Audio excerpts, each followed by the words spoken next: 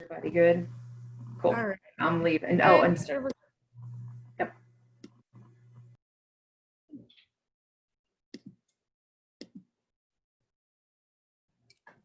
All right. So we are recording now, and I believe, Robyn, you have access to share your screen if you would like. Everybody else is technically a panelist for this, so I believe you can unmute and like hop on if you want to say anything. But if you want to share your video or anything, just let me know and I can make that happen. So otherwise, Robyn, Betchel. All right, so we're going to talk about how to use current events in your classroom and also how to use CDEs in your classroom when teaching animal science. For those of you that don't know me, looking at the names, I know most everyone that's on here. But for those of you that don't know who I am a single teacher department at Williamsburg, about an hour south of State College. I will be starting my 9th year teaching this fall, and I also chair the Dairy Cattle Evaluation CDE. Animal science is kind of my thing. I live on a dairy farm. It's my favorite subject. So today we're going to talk about how we can incorporate current issues in animal science. So let me see if I can get this to work.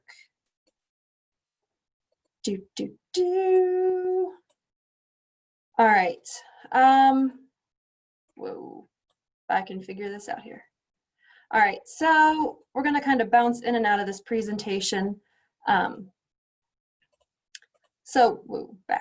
All right, so current issues. Think about your current animal science class setup. Typically, you have like your nice little unit boxes. So you have, reproduction, nutrition, whatever it is, you have these nice little boxes with content that doesn't really change. But then the problem becomes, how do we incorporate the current issues or breaking news topics? How do we bring them into the classroom when we're not in that unit, or we don't have the time to rework the curriculum to include that? So I've come up with kind of 2 ways that I can bring them into my classroom, and we're going to talk about those in a moment. But first, how can you keep up with the current issues that are out there? So newspapers, Lancaster Farming and Farmshine are great resources. And Lancaster Farming is actually putting together online resources they're sharing with teachers as well. Farmshine, a lot of your farms get them. We get like 4 copies at our house, so I can bring multiple copies into the school for the kids to look at. Websites, Morning Ag Clips, you actually can subscribe and get that sent to your email every morning. Some of my students are signed up for that as well. Agweb.com is run by Farm Journal. Agriculture.com is run by Successful Farming.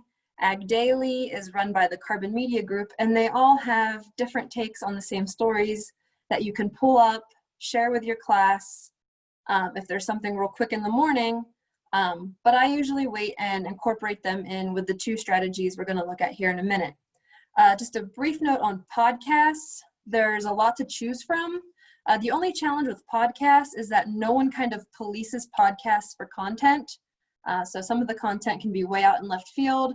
Some podcasts may have language you don't want your students hearing. So if you are going to recommend your students use podcasts to keep up with current issues, I would preview them before you share it out. If you do want to check out some podcasts, there's one by a guy named Rob Sharkey. It's called the Shark Farmer Podcast. He does cuss a little bit, but he does some weird careers you don't typically think about with agriculture. He interviews those guys. So that's kind of a different way to get your news. So if we take a minute and look at the current issues that are facing the animal science industry just from COVID-19 this spring, and this is just this spring, there's no way we could take and dump all of this into our animal science class all of a sudden and like rework all of our units. It just wouldn't happen because we have these limitations in exports out of our country and exports from other countries. Without, you include the trade war into this. There's a lot going on with that.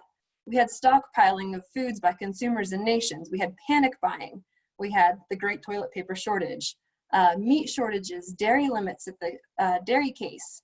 Countries like China are stockpiling grain, and we looked at what consumers were buying. They were buying basic products, not the value-added products.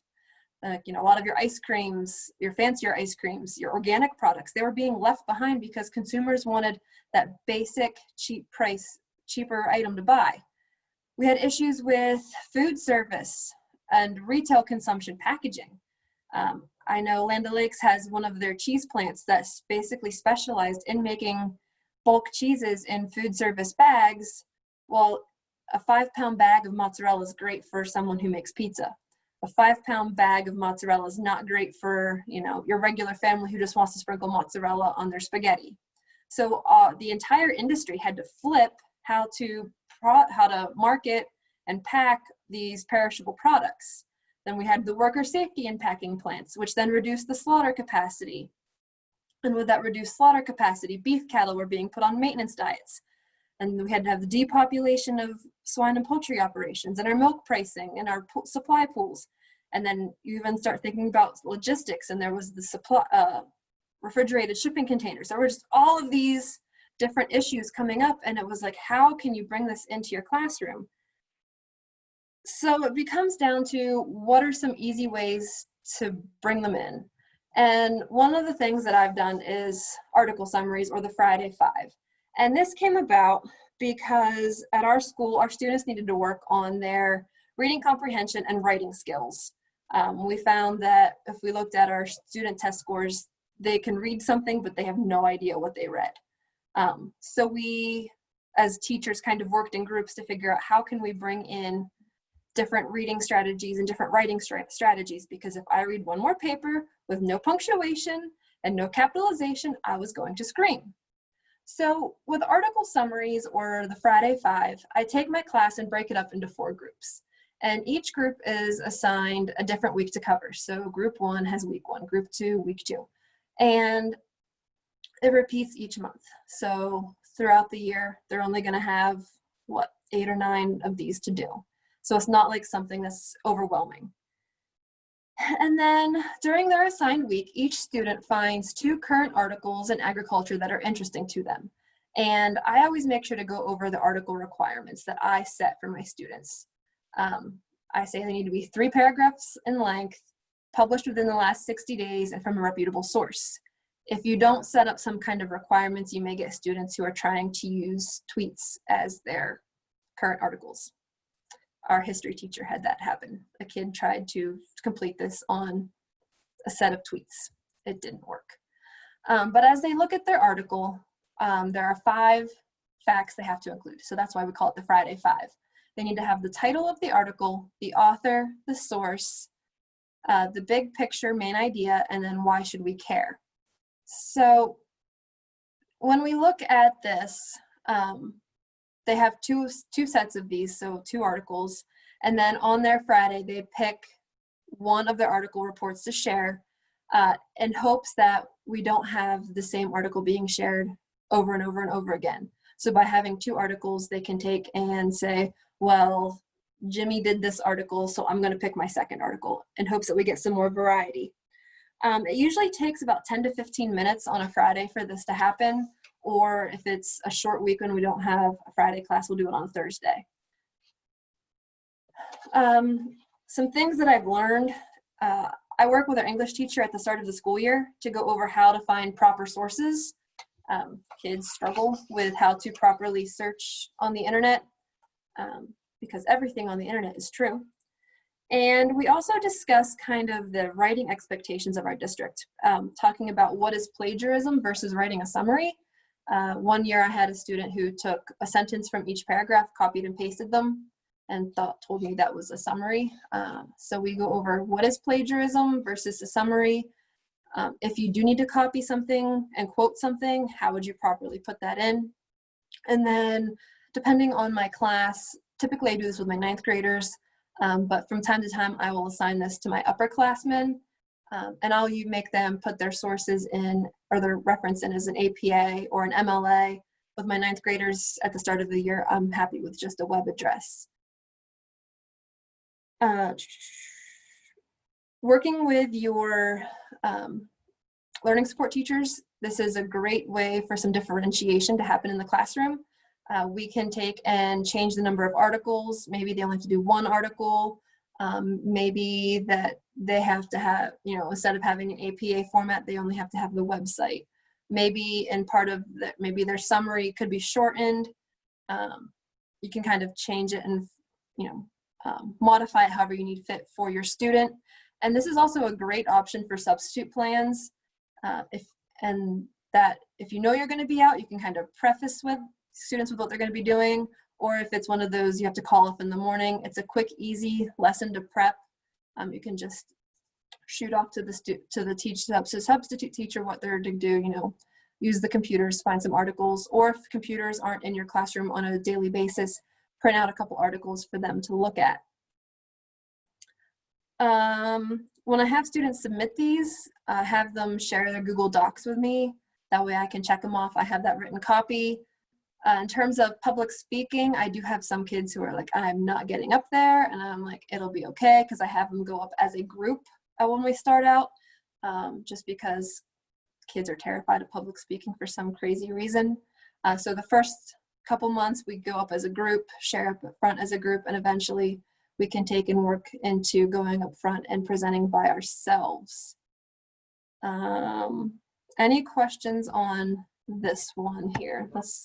Robyn, there was a question. So Sarah Beth would like to know, is this something that your whole high school does? So it is just a couple of us that are doing it this way because, again, we were having issues with the comprehension and writing. So I do it, and then the one history teacher does a Friday 5 on current events in like the world. And I think we're the only that do it on a regular basis, and then the health teachers do it every once in a while. Thank you. Okay, anything else right now? All right, so the next strategy that we have is called SOL, or Self-Organized Learning Environments. And this one is kind of what I feel like we do this already in agriculture education. But when my English teacher brought it to me, I was kind of like, I didn't think about some of these changes. I'm kind of a guinea pig for trying new things. So with SOL, it's inquiry-based. And as a teacher, you have to ask a big question. And you want to make sure that your question is big enough for this to happen. So it has to be a very broad question. And students are going to work independently in small groups to investigate that question. And then they review and share out with what they came up with in a 2 to 3 minute report with the class. And this actually just takes one class period. So in one class period, you spend the first 5 minutes explaining, okay, today I want you to explain to me, you know, should plant-based burgers be promoted at fast food restaurants? So that's like your big question for the day. And then you can take and break your students up into small groups. We've found works best with about 2 to 5 students in a group. And they do their own research. You want to make sure every student is involved. And as the teacher, you kind of just step back during this point and just kind of walk around and just make sure students are actually researching. They're not watching movie trailers or playing games on the laptops, because every student should be involved in contributing. And then at the end, when they review what they found, it's actually very basic review. You don't want a lot of fancy production. A lot of times it's just kids standing up front with a piece of notebook paper they pass back and forth. And I make sure that every single kid talks during their share out. If they have to have a graphic, I let them have one slide. But it's very stripped down. Tell me what you learned. Yes. Evaluate this. How do I evaluate this? I'm gonna show you a rubric here in a minute. So we will get there. Some other things that we found with this, is it on the next one? Nope. So one of the things that I found with this that I hadn't thought about before was normally when I do inquiry, I still kind of know what ocean the kids are swimming in. You kind of set it up so you kind of know where they're going to be in the Atlantic Ocean. But with this, some of these kids, they take a tangent and they go way off They go from the Atlantic to the Pacific somehow. They take their topic, but what they found with their research of that topic is still valuable. So the English teacher was telling me when she tried it in her class, she did one on how does your zip code impact your right to education or your quality of education. And the one group ended up researching, well, how do we even get zip codes? So it may not have answered the actual question, but understanding how zip codes are created was still an important part of the classroom discussion. So with this, it's still kind of open-ended. You don't know what you're going to get at the end, which is kind of fun, but it's also okay if every single kid ends up with the same answer at the end and they share it out. And the other thing that I hadn't thought about with these, normally when we assign groups, that's the group you're staying with the entire time. You can't leave. The SOL system, if you will, they actually encourage kids to start off with their main group, but then go ask other groups what they're coming up with, or go ask the questions of other people, because they want the students to do the learning. They don't want the kids coming to you for answers. So you are truly taking a step back. And it's all student solved. Like, you are not being like, well, why don't you try this website? Instead, it's go ask your neighbor. So they start off with their home group, then they go out and they can ask each other. And then when they come back to share out, they come back to that home group. So the benefits of this, again, critical thinking, collaboration, and communication and creativity. And they have their website here. I'm going to pull it up if I can somehow. Which one is it? This one. So this is the website. I'm logged in right now in SOL. It's a free account, and you can actually log in and it will actually have questions already generated, and you can search for topics. And then environment and ecology, you can change the grade. So maybe one of your questions is, what are the causes and remedies of the decline of pollinators? What happens to the agricultural market in California if there is a drought? So they have some questions already here, but you can take and pull current issue questions. What happens if this cheese plant shuts down in this area? Or what happens if we have a shortage of plastic bottles for milk? That was an issue for a little bit around here. They couldn't get plastic jugs to put gallons into. So students have to figure out, well, how is that going to impact the entire supply chain? And to grade it, it's a very simple, so this is kind of a very simple 4-point system check off here. The big question was answered clearly and creatively. Work was done collaboratively, and multiple approaches were used. And then presentation includes examples and students explain knowledge gained. So it's not like a super elaborate grade. This is more of a how well could you work together as a group? Were you able to come up with your information? And sometimes you may have part of column 4, part of column 3. You kind of average it together. So it's just kind of a rubric. You can decide how many points you want to assign for the day. Sometimes one of these may only take 20 minutes. Sometimes, as I said, it will take up a whole class period. Thoughts?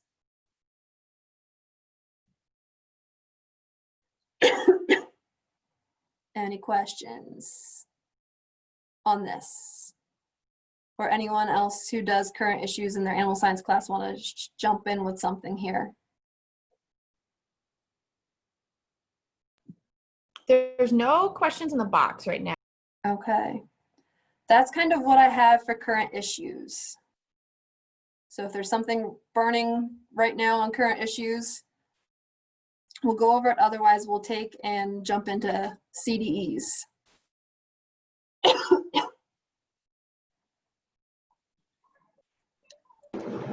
Hey, Robyn, how do you Yes. evaluate the Friday 5? So the Friday 5, I do that kind of like a check off. So I do, I think there were 15 points. So yeah, 15 points. And it's just kind of a check off. Do you have the appropriate title? Do you have your author? And your source, is your APA formatted correctly if you're an upperclassman? And then were you able to summarize and explain what it meant? So I kind of look and see, were you able to do all of that? So the big thing there is looking at your reading comprehension. Were you able to explain what it meant? And how is your writing style? Just because we were working on your English skills. Awesome, thank you. Mhm.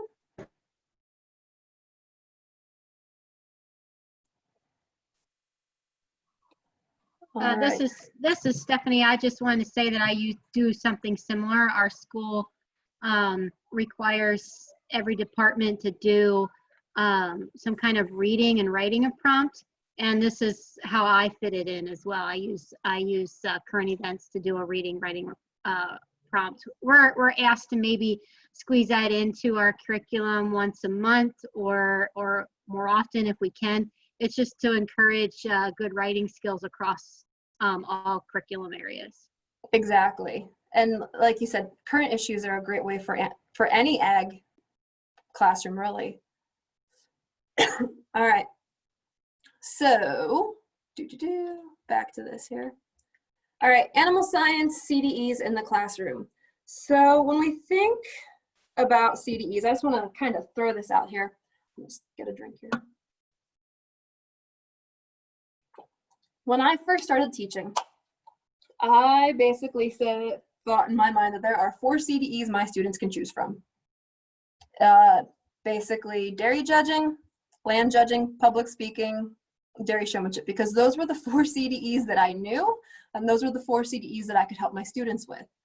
After I survived year 1 of teaching, I started to realize that there are more CDEs out there, and that you can also take and use the practicums from those CDEs to help improve your curriculum.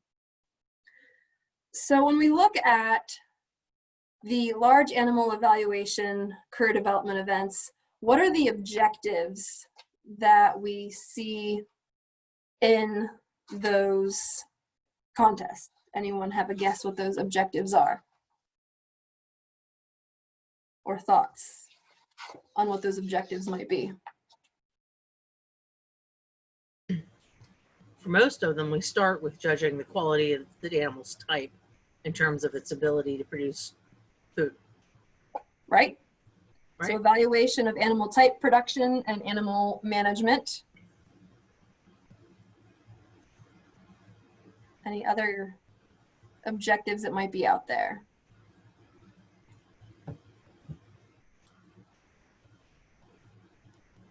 So Like identification of part or like breeds or just identification of different items. Yep.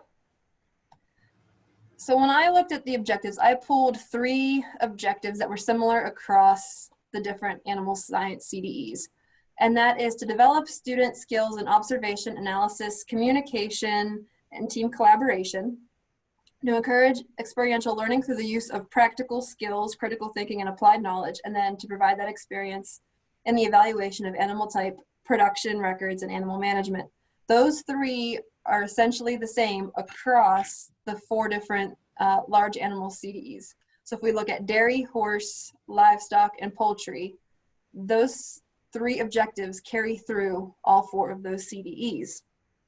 And I created this chart for myself because I was like, how are these contests similar? They should have the same kind of parts and pieces, and I was surprised at how much they do, and also that kind of changes in like the weighting of the different systems. So if we look, all 4 have some kind of management scenario or management component. With the dairy, it's a team activity trying to solve a farm problem. Horses, they have their management scenario and application activities. Livestock, we're assessing and solutions and market and breeding. And poultry, there's the team practicums. They all have a knowledge test, which with the knowledge test, that's a great place to get questions for quizzes and tests. If you're short on coming up with questions for a unit, there's question banks on the national website for the different CDEs. What I was surprised to see is the wide range in the number of questions. Some CDEs only have 25, whereas the dairy contest has 50. And then with animal evaluation, we're evaluating our classes, Some content, most of them had 8. Dairy's an underachiever with 6, which that makes me sad. And then for reasons, again, we have that spread on sets of reasons. And then with some of the other, with livestock, they have their 3 keep or cull classes. And poultry has your special things like carcass evaluation, egg evaluation, product evaluation. So with all of these parts of the CDE, how can we put them into our classroom? I just kind of worked up some examples here. So with your introductory unit, we can do a breed identification quiz and do an external anatomy identification. How often do we jump into our animal science unit or an animal science class and we assume every student knows where the hock is on an animal or the chine, or if we talk about hooks and pins, we automatically think, you know, because we've been doing this for years, they know where everything is. But by being able to go over that with judging, kind of comparing animals, it helps them see where this is and why it matters. With the genetics and reproduction unit, you could talk about your placing classes, your keep and cull, identify structural problems, because if an animal is not structurally sound, why would you want to get the offspring out of them? You can also start to bring in some of your reasons skills here. And then animal products, talk about your product identification, evaluation, tasting, and then with your team scenarios and knowledge test, you can match those up to the topics. I'm going to go ahead and kind of work through this with the dairy as an example, just because that's what I had access to. So breed quizzes and external anatomy. I have my students, they actually create the breed quiz. I assign each kind of group of students in animal science a different species. So some may have the dairy, beef, poultry, sheep, goat, and they have to have 3 key breeds that I give them, and they have to pick 3 of their choice. And then they have to come up with key ways to identify them, whether that's by color or by the shape of their, or how their ears fall. And then also maybe like some key production facts.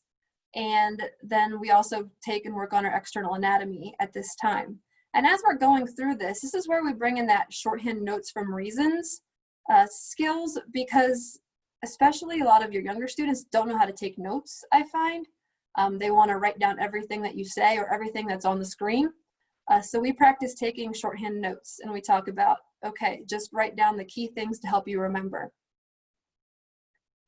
With genetics, I have the kids look up a sale on the computer, find a recent herd dispersal, and pick out 3 cows they want to buy. And then we take and use sire summaries to justify what bulls to use with the herd, talking about how to improve traits, how to talk about heritability of traits, how to even read the proofs, what are the key things you want to look at, looking at TPI, looking at your composites, understanding how all of that matters. The only side note to that is make sure your tech guys know what you're going to be looking up on Google that day, because keywords kids may type in that day when picking out sires may flag some things at the tech office. With the genetics, we also talk, this is where I also start to bring in our judging tutorials to be able to compare cows. And there's some great resources on YouTube for judging. And one of those is from Virginia Tech. And this stuff is in my way. There we go. Virginia Tech has an entire YouTube channel on dairy judging. So they have practice classes, they have judging tutorials, coaches corners, helping you prepare to teach students how to be judges, how to do reasons. So they have some really great resources out there. There's also ones I've seen practice classes for hogs. I've seen practice classes for beef cattle that you can take and pull and bring into your class, depending upon what your students are interested in. And I always take, when I'm doing judging, I always start with team reasons first before moving on to individual sets. So team reasons are where you have a group of students work together to present their reasons. So the first student does like your introduction and your top pair. Then your second student does the middle pair, and the third student does your third pair and your conclusion. That way they don't feel like they're on their own trying to put this together. They can kind of work together as a team. It's kind of fun whenever you start to hear what their reasons are. Same way when you're at the FFA contest and you get to listen to reasons, it's always entertaining. But it's important for students to understand how to compare animals, how to compare different things in life, you know, when they're trying to make decisions. These skills are important that are out there. And then the knowledge test questions, I pull those and use them as unit quizzes. If you look, I will be sharing in the Google Drive folder with you guys here shortly.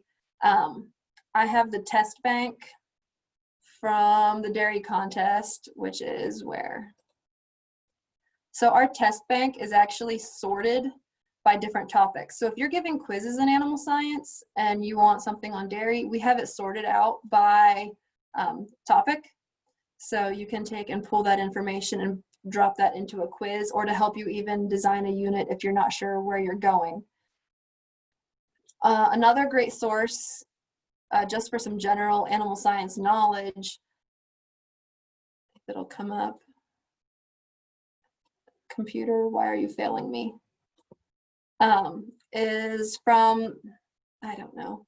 It's the Virginia Tech 4-H packet, and it breaks each topic down by category. So that way you can take and say, I need extra information on this.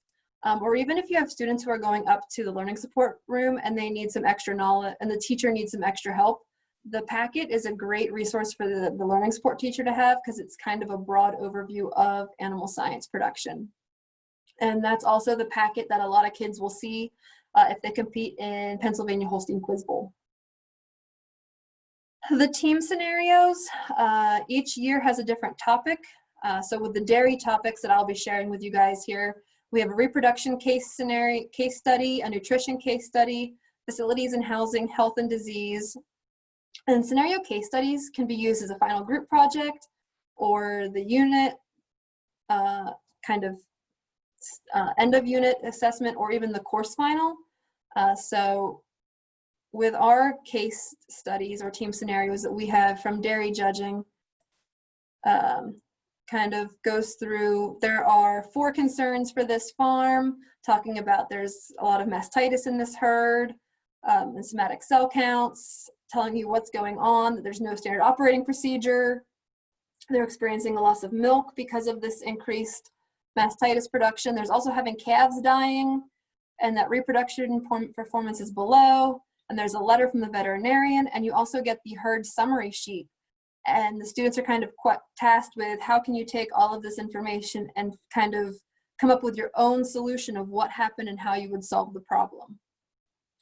So again, we have several years of those that I'll be sharing here later this afternoon that you can take and adapt. And you could even adapt it for a different species. On the national website, they have old team scenarios up there as well for you to use in your classes. We are running out of time here, but I'll keep trying to get through this. For anyone who's interested in how the dairy cattle evaluation content is created, there's a slide, and this PowerPoint will be in your notes as well. There are 3 additional CDEs we kind of forget about sometimes with animal science. I know I do. I'm kind of like, oh yeah, there's 3 more CDEs that are out there, but they have some great practicums that we can pull as labs into our classroom. With meats evaluation, yield and grade of carcasses, retail cut identification, and quality grades of cut. I mean, we're preparing students to go out and be consumers in the future. And I mean, you kind of want to make sure that they know what they're buying when they go to the store or go to the butcher shop. You want to make sure they know the difference between prime and choice, select, standard, know what kind of cut they're buying. And then yield and grade of carcass is a lot of fun math if kids aren't familiar with some of the crazy formulas that we get to do. So it can be challenging for some of your students with math, but it's a great practice to do. Milk quality and products, you have your milk off flavors, fat content, cheese identification, and then a CMT mastitis test.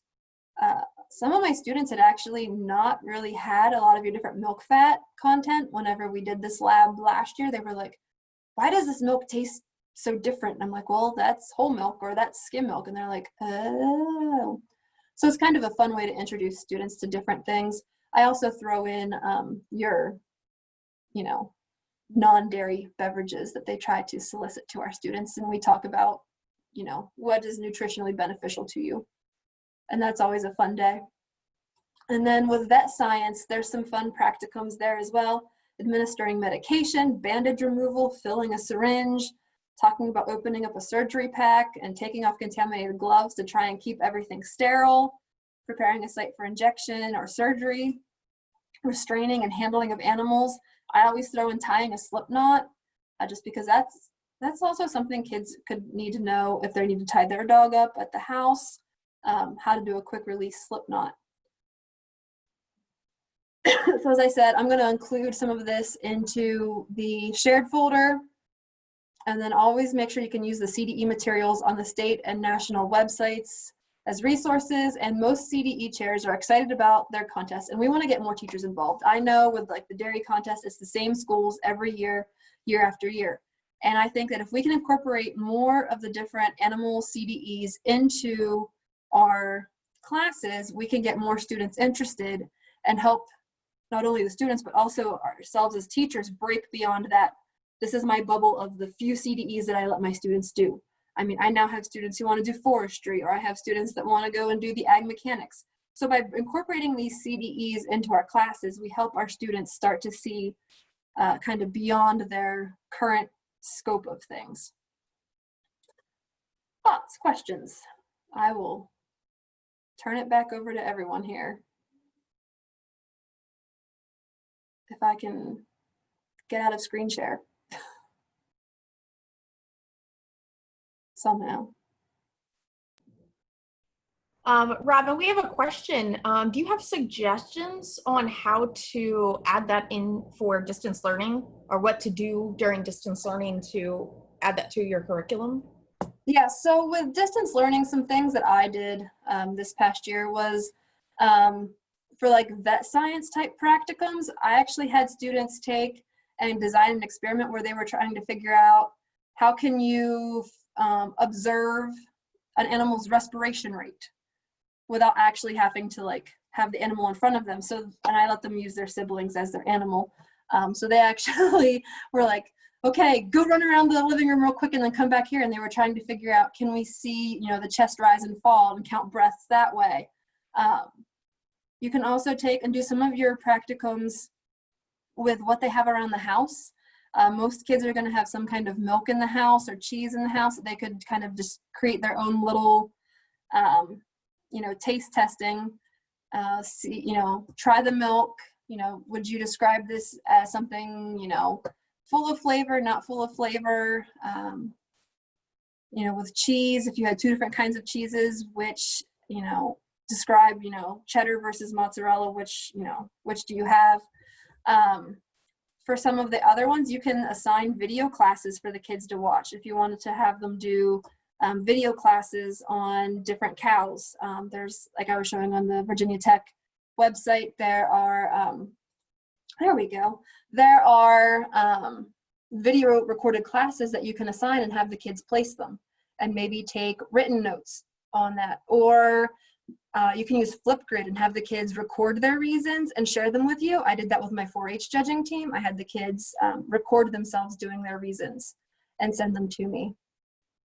One other one with the poultry CDE, most of the kids have eggs at their house. You can actually use the flashlight feature on your phone to candle eggs. Mrs. Anderson and I learned that at CASE last year. That's pretty cool that you can candle eggs using the flashlight on your phone. So that's another lab that you could have the kids do at home as well. Thank you so much. Those were fantastic. Anyone else have questions or even suggestions that you found that worked? I mean, I'm not the end-all be-all knowledge on this as well. I know there's a lot of experience out there.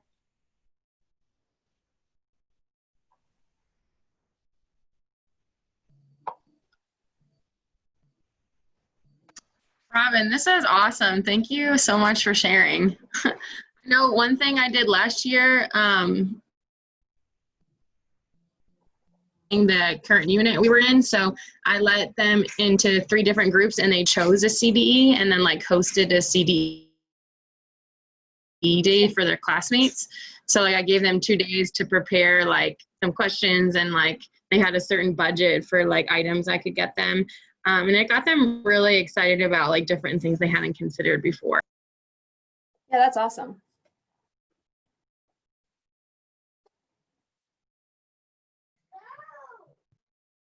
All right.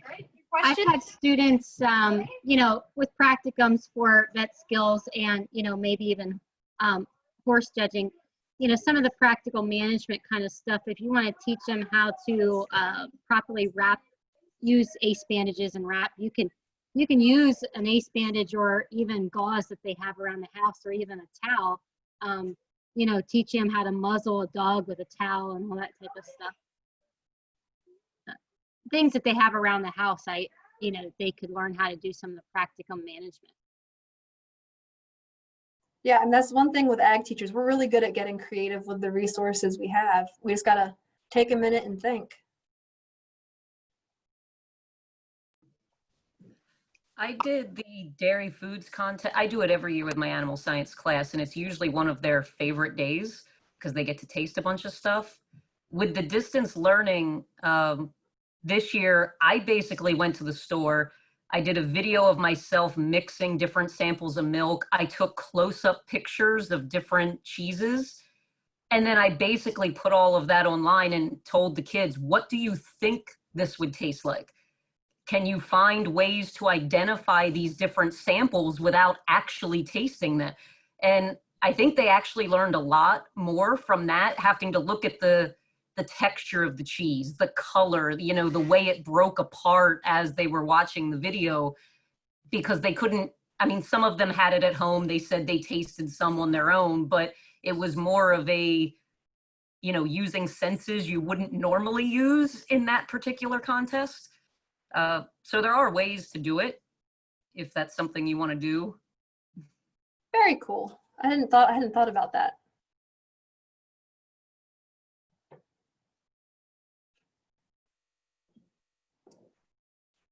All right, if there's no other questions, everybody can head back to the main link for the end of the day adjournment. But thank you so much, Robyn. This was fantastic. Also, Victoria Brown put in the comments, ice cream, butter, yogurt, all pretty simple to make at home. She's had students do it during the spring, during distance learning, and they really enjoyed it. Very easy stuff. So thank you so much, Robyn. This was fantastic. You're welcome, everyone. Thank you, Robyn. Yep.